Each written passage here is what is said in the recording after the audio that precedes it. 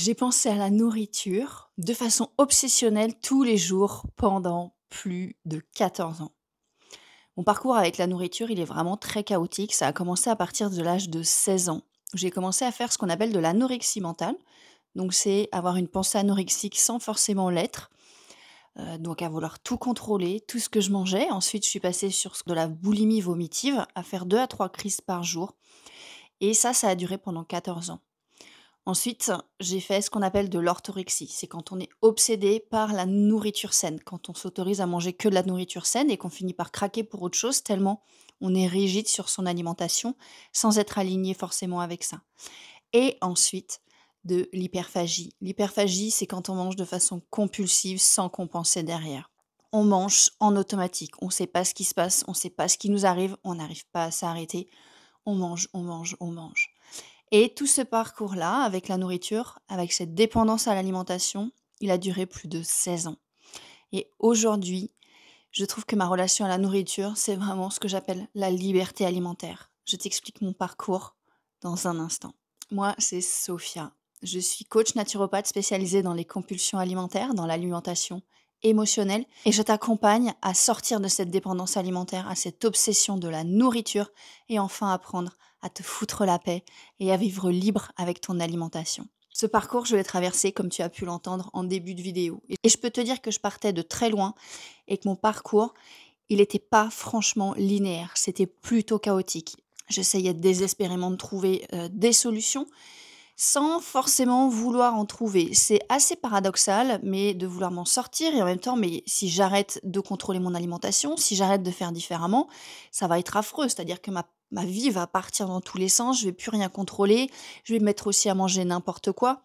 Enfin, il y avait vraiment plein de peurs derrière. Donc je voulais vraiment m'en sortir parce que j'en avais marre de penser comme ça, d'être obsédée par la nourriture. Et puis je sentais bien que ça me prenait beaucoup d'énergie et c'était pas une vie en fait, d'être, dans cette dépendance-là à la nourriture et je voulais autre chose. Je voulais aller vivre autre chose, mais quoi?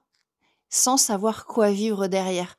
Parce que la nourriture prenait vraiment une place, mais énorme dans ma vie. Tout était réglé avec ça. Quand est-ce que je pouvais manger en fonction, des ouvertures vis-à-vis de mes horaires? Est-ce que j'aurais le temps de faire des crises ou pas? Est-ce qu'il y avait du monde? Est-ce que bref, tout était sous contrôle et ça a vraiment été un chemin de me rendre compte de tout ça. J'ai essayé la naturopathie, j'ai essayé l'hypnose, j'ai essayé la kinésiologie, j'ai essayé aussi de voyager, de changer d'endroit en me disant que, bah, si je bouge de place, j'irai mieux et donc forcément je ferai plus ces compulsions alimentaires.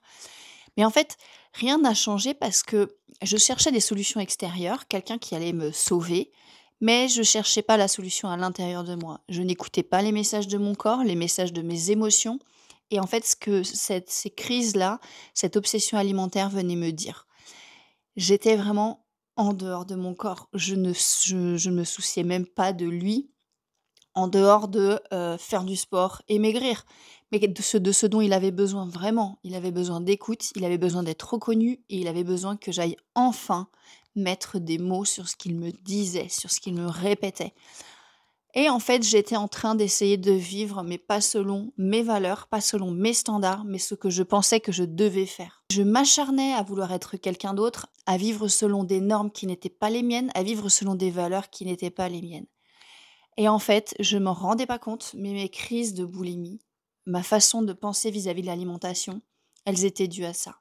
C'était vraiment un signal pour me faire comprendre que je n'étais pas alignée, que j'étais en train de me combattre, que j'étais en train de forcer, que je cherchais à être quelqu'un d'autre. Et tout ça, vraiment, s'est arrêté quand j'ai mis toutes les pièces du puzzle en place, quand j'ai arrêté de me combattre, quand j'ai appris à ressentir, à aller dans mon corps et à aller comprendre ce qui se cachait derrière. Ça a été vraiment un cheminement et c'est moi ce que je vous apporte dans mon accompagnement qui sort lundi. Je vous invite à rester connectés, à vous abonner à ma chaîne. J'ai vraiment créé un accompagnement pour avoir tout ce cheminement que moi j'ai fait pendant des années de façon immédiate et personnalisée à vous. C'est-à-dire que mettre en place des méthodes toutes faites qui viennent chercher à l'extérieur et qui ne sont pas faites pour vous n'a aucun sens. Ce qu'on va faire ensemble, c'est mettre en place des méthodes qui ont du sens pour vous, qui sont personnalisées et qui ont fait comme moi sur mon chemin. À partir du moment où toutes les méthodes que j'ai apprises, au lieu de les forcer dans mon quotidien, Je suis allée les mettre tranquillement en place en fonction de qui j'étais parce que j'avais envie de m'en sortir et pas parce que j'avais envie de perdre du poids ou d'avoir tel corps, mais vraiment pour une raison profonde. Alors vraiment, ça fait un déclic, ça fait boum, c'est une libération.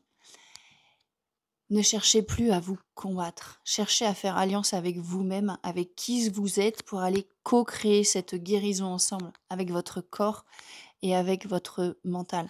Je vous promets que quand on apprend à faire ça, on tombe pas dans un bazar, dans un chaos absolu et on se met pas à manger tout et n'importe quoi. En fait, ça finit par s'autoréguler de manière intelligente. Notre corps est vraiment une machine intelligente et on l'oublie beaucoup, à revenir dans cette intelligence du corps. Mon histoire, si je vous en parle, c'est vraiment pour vous montrer que on peut penser qu'on va jamais s'en sortir. J'ai fait plus de 16 ans de dépendance à l'alimentation. J'étais persuadée qu'il y avait pas de solution pour moi et que j'allais jamais m'en sortir. Donc je sais ce que vous pensez, que pour vous, il y a pas de solution non plus. Mais je vous assure, à partir du moment où on s'accroche et qu'on a envie d'aller vivre autre chose que ça, forcément, au bout, il y a une lumière. C'est pas possible autrement et j'en suis vraiment persuadée. Sortir de l'obsession alimentaire, sortir de la culpabilité, de la peur vis-à-vis de l'alimentation, c'est vraiment apprendre à devenir sa propre lumière, sa propre sécurité pour soi-même, son propre pilier. Et ça, je peux vous dire que ce sont des compétences que vous avez pour toute la vie. Moi, ce que j'ai développé pour sortir de l'alimentation, mais je m'en sers tous les jours pour revenir à moi et me rappeler, je suis en sécurité avec moi-même, je suis capable de me gérer, je suis capable d'être ma propre lumière. J'espère que cette vidéo, elle vous fera du bien et qu'elle vous fera comprendre que pour vous aussi, vous serez capable un jour d'être votre propre lumière. Prenez soin de vous parce que vraiment, vous en valez la peine.